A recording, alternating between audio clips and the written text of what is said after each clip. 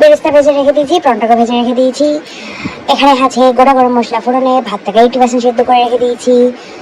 পেঁয়াজ ভেজে তার মধ্যে দিয়ে দিলাম হলো পেঁয়াজ না রসুন আর আদার পেস্ট, তার সাথে দিলাম ফেটানো টক দই, আর যা যা মশলা থাকে সব মশলা দিয়ে ভালো করে নাড়াচাড়া নাড়াচাড়া নাড়াচাড়া নাড়াচাড়া নাড়াচাড়া নাড়াচাড়া নাড়াচাড়া নাড়াচাড়া করতে করতে তেল বেরিয়ে গেলে তার মধ্যে প্রনগুলো দিয়ে ভালো করে ঢাকনা দিতে হবে।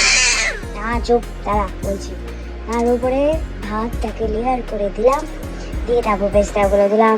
এরপর একে একে সব মশলা যাবে, লাইক দুধের মধ্যে কেশর ভেজানো দুধটা যাবে, তার সাথে যাবে চুপ কর, তার সাথে যাবে বিরিয়ানি মশলা, তার সাথে যাবে এবারে কি যাবে ঘি, ঘি যাবে, নুন যাবে, এটা নুন দিতে হবে, হ্যাঁ তারপর ঘি যাবে, ঘি দিয়ে এটা দমে বসিয়ে রেখে দাও কিছুক্ষণ।